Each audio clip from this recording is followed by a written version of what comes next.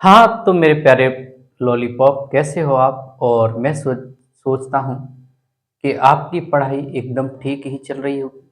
जैसा कि आप जानते हैं, दिसंबर में आपकी छमाही परीक्षा होने वाली है और उसके बाद मार्च में आपकी वार्षिक परीक्षा हो ही जाएंगी। तो आप चाहते हैं कि हमारे अच्छे नंबरों से हम उत्तीर्ण हों, तो आपके लिए आपके द्वारा लगातार मेहनत करनी होगी। आपके द्वारा लगातार मेहनत करनी होगी, तो आप अच्छे अंकों से उत्तीर्ण हो सकते हैं। आज हमारा गणित के अंदर प्रश्नावली 1.2 का सवाल नंबर 1 है। इससे पहले हमने प्रश्नावली 1.1 को हल करा दिया था और आज हमारे 1.2 है। तो चलिए, सवाल है हमारा, सिद्ध कीजिए कि √5 एक अपरिमेय संख्या है। हमें क्या सिद्ध करना है कि √5 एक कैसी संख्या है? अपरिमेय संख्या है। ऑलरेडी ये तो पता ही है या दिया है उसने कि ये कैसी संख्या है, √5 एक अपरिमेय संख्या है, परंतु वह चाहता है कि इस संख्या को आप सिद्ध करें या हम उसको सिद्ध करें। तो हम क्या करेंगे? √5 को सिद्ध करेंगे कि वास्तव में यह अपरिमेय संख्या है क्या। तो चलिए, सबसे पहले हम एक चीज देख ले कि जो परिमेय संख्या होती है वो P बटे क्यू के रूप में होती है। P बटे क्यू के फॉर्म में, जैसे कि 2/4, 1/3, ऐसे ये क्या है? एक हमारी परिमेय संख्या है। यदि कोई बटे में नहीं है तो उसका मतलब है कि वो एक परिमेय संख्या नहीं है। अब हम क्या करेंगे? हम करेंगे इसको हल। तो चलिए हम हल करते हैं। तो हमने लिखा कि हल। ठीक है भाई, चलो हम सबसे पहले क्या करेंगे? हम ये उसने बता दिया कि √5 एक कैसी है? अपरिमेय संख्या है।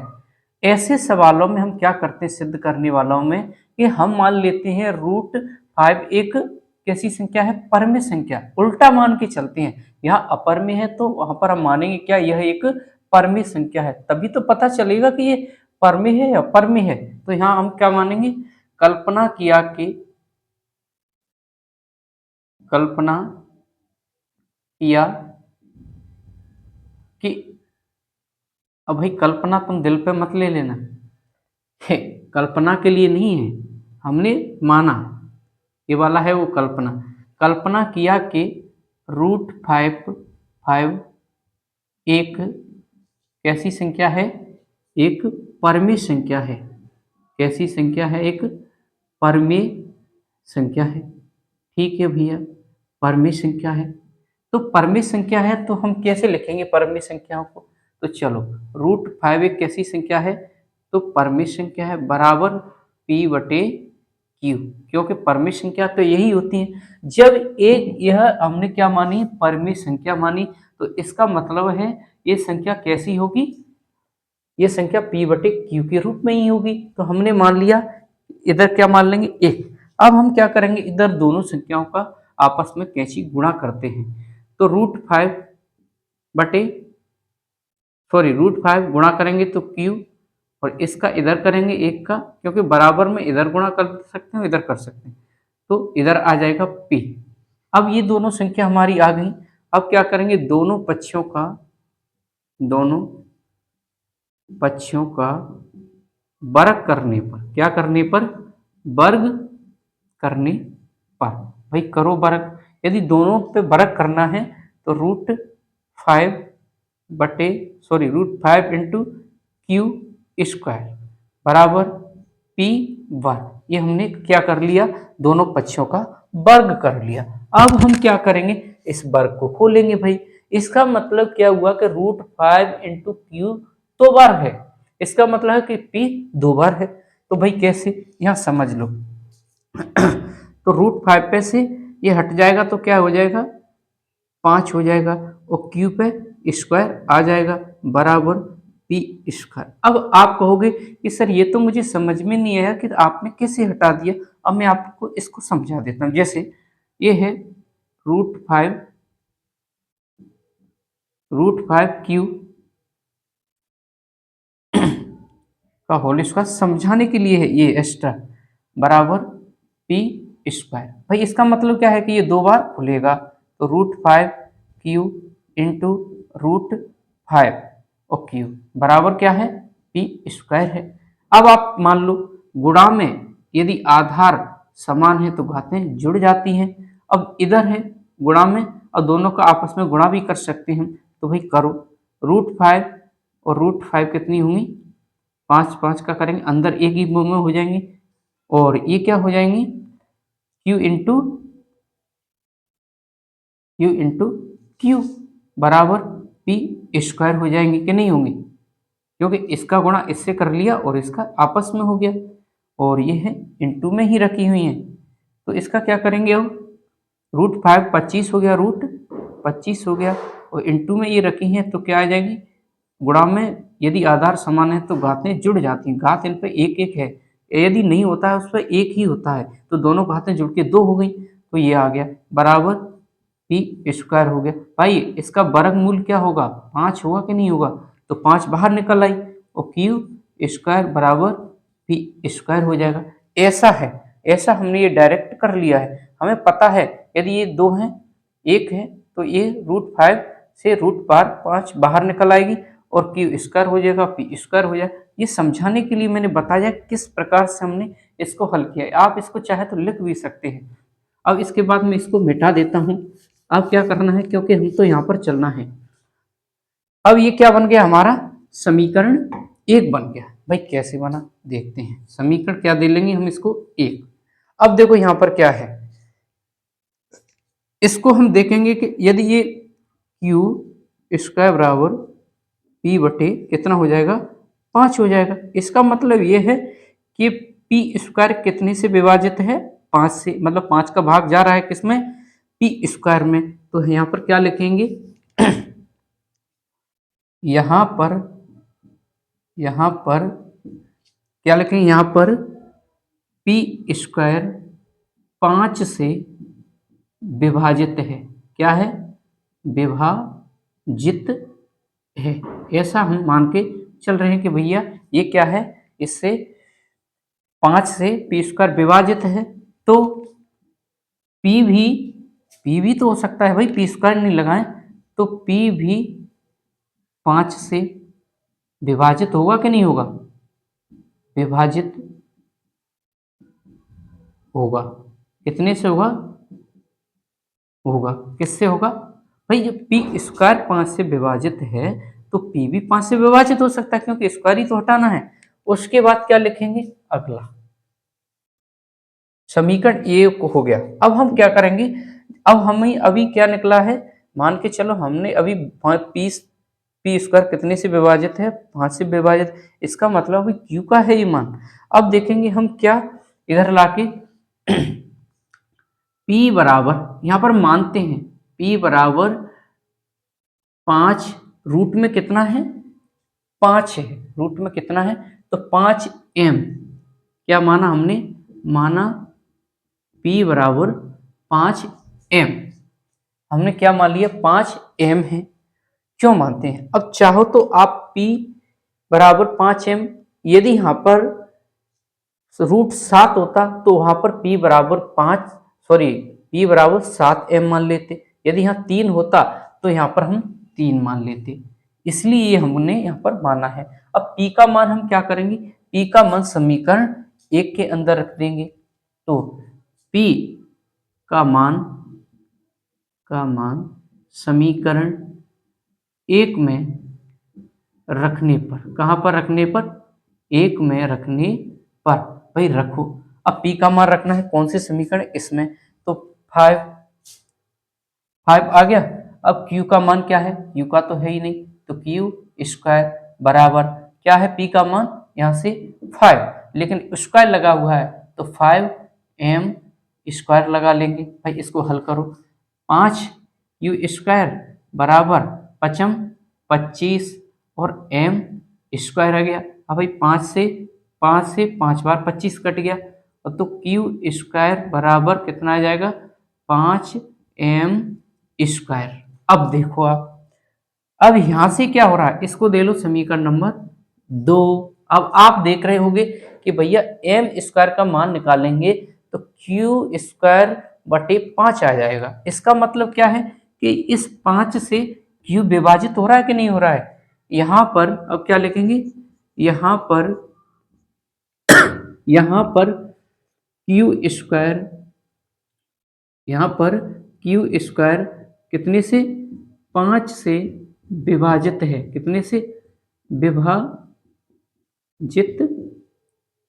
क्यू स्क्वायर 5 से विभाजित है तथा क्यू भी 5 से विभाजित होगा कि नहीं होगा, होगा विभाजित, क्यू भी 5 से विभाजित होगा, कितने से होगा, क्यू भी 5 से विभाजित होगा।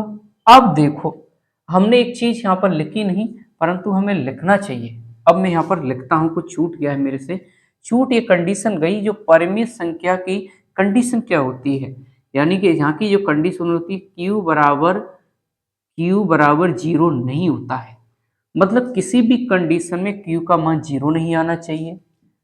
पी और क्यू पूर्णांक हैं, पूर्णांक संख्या है। इसका मतलब यह है कि P और Q के अंदर प्लस वाली संख्या 1 2 3 और 0, माइनस वाली 1 माइनस वाली 2, ये सब संख्याएं आती हैं, P और Q के फॉर्म में आती हैं। यानी कि पूर्णांक संख्याओं के अंदर कौन सी संख्या आती है, 1 2 3 4 5 6 तक आती हैं, फिर 0 आ जाती है, फिर माइनस 1 2 3 6 अनंत तक, ऐसे ही ये आती हैं। परंतु ये कंडीशन ये है कि Q बराबर 0 नहीं होना चाहिए। इस कंडीशन में ये कैसी संख्या है, हमारी पूर्णांक संख्या है, परंतु कौन सी, ये वाली संख्या पूर्णांक संख्या है।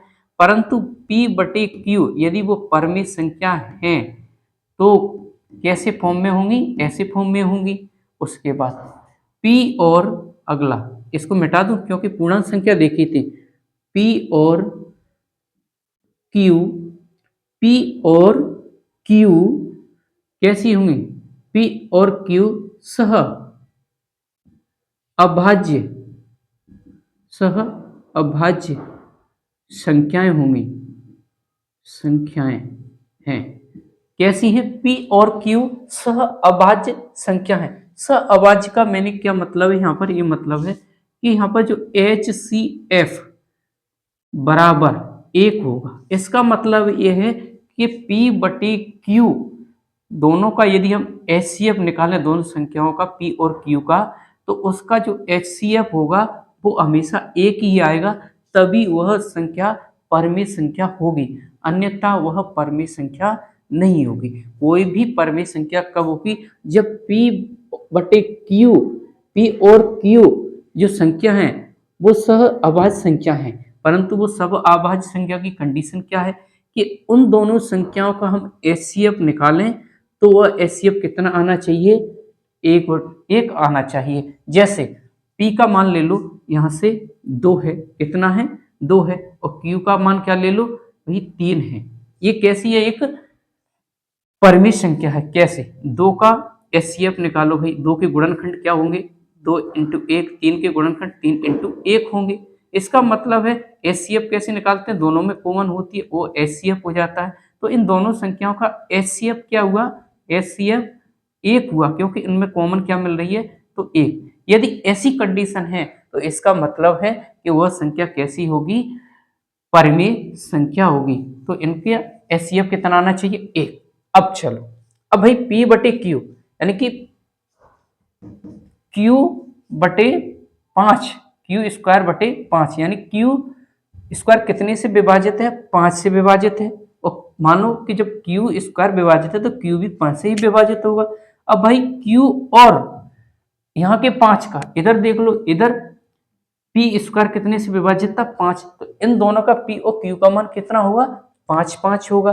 तो 5 और 5 का HCF निकालो भाई, 5 का गुणनखंड करेंगे तो 1 और 5 का गुणनखंड करेंगे तो 1, यानी कि इनका HCF कितना हो गया, 5 हो गया।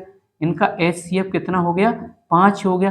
भाई मैंने तो बताया कि यदि कोई परमेय संख्या है यानी कि अभाज्य संख्या है तो उसका जो एचसीएफ है वो कितना होना चाहिए, उसका एचसीएफ 1 होना चाहिए, परंतु यहाँ तो दोनों संख्याओं का कितना निकला है, 5 एचसीएफ आया है। इसका मतलब ये है यह अभाज्य संख्या नहीं है। तो हम यहाँ पर क्या लिखेंगे, हम यहाँ पर लिखेंगे कि हमने क्या किया था,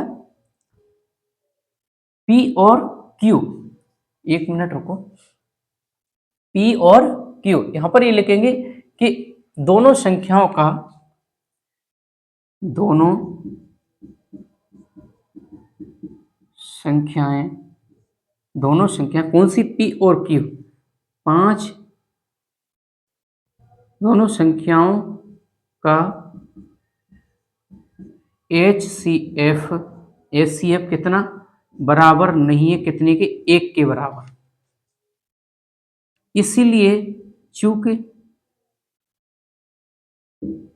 इसलिए हमारी कल्पना, इसलिए हमारी कल्पना सही नहीं है, क्योंकि भाषा लिखनी पड़ेगी आपको, इसलिए हमारी कल्पना सही नहीं है। कौन सी कल्पना, ये हमने की थी कि √5 एक परिमेय संख्या है, इसीलिए इसीलिए √5 एक कैसी संख्या है, अपरिमेय, सॉरी, √5 एक अपरिमेय संख्या है, √5 एक अपरिमेय संख्या है। थोड़ी मार्कर नहीं चल रही थी, मैंने सोचा मैं तभी डालूंगा जब आपका पूरा सवाल हो जाएगा, इसलिए नहीं डाली क्योंकि मैं टाइम लग जाता आप लोगों का, परंतु आपको लगता है मुझे थोड़ा कम दिख रहा होगा, लेकिन आप इसे संतुष्ट रहिए, क्योंकि भाई थोड़ा सा क्वालिटी बढ़ा लो, 720 की स्पीड में आप चलाओगे तो एकदम साफ दिख जाएगा। तो हमने सिद्ध किया कि √5 एक अपरिमेय संख्या है, ठीक है भाई, पता है अपरिमेय संख्या, परंतु सिद्ध करेंगे तो हमने क्या कर लिया, हमने कल्पना की कि √5 एक परिमेय संख्या है, और परिमेय संख्या की कंडीशन ये होती है कि √5 बराबर P/Q यानी कि है, परंतु Q का मान 0 नहीं होगा, P और Q पूर्णांक है, P और Q सह अभाज्य, यानी कि उन दोनों का एचसीएफ लेने पर कितना आना चाहिए, 1 आना चाहिए। फिर हमने यहाँ से हल किया, तो बाकी हमने समीकरण 1 का मान, समीकरण 1 में इसको भी माना, उसके बाद समीकरण 1 में मान रखा, उसके बाद यह इतने से विभाजित हो गया, Q² 5 से हो गया, तो Q भी 5 से विभाजित ही होगा। इसका मतलब है दोनों संख्याओं का एचसीएफ कितना आएगा, 5 आएगा, तो इसका मतलब वो संख्या 5 से विभाजित, सॉरी, वह संख्या अब एक परिमेय संख्या नहीं है, इसका मतलब है वह √5 एक परिमेय संख्या है, यह सिद्ध होता है। थैंक यू दोस्तों, और यदि आपको हमारी वीडियो अच्छी लगी है तो कमेंट करें, शेयर करें और लाइक करें, और अपने ज़रूरतमंद दोस्तों को भी सेंड करें ताकि उन तक हमारा वीडियो पहुंच जाए, और आने वाले एक दिन बाद में सवाल नंबर दूसरा आ जाए। आप चाहो तो अब ऐसे ही सारे सवालों को हल भी कर सकते हो, कुछ नहीं है, रूट ऐसे 5 है यहाँ तो किसी में 3 है, किसी में 7 है, तो ऐसे ही करके संख्या बदल देना, बाकी सब सेम है। चाहो तो आप कर सकते हैं, नहीं तो मैं तो आपको कराऊंगा ही कराऊंगा। Thank you.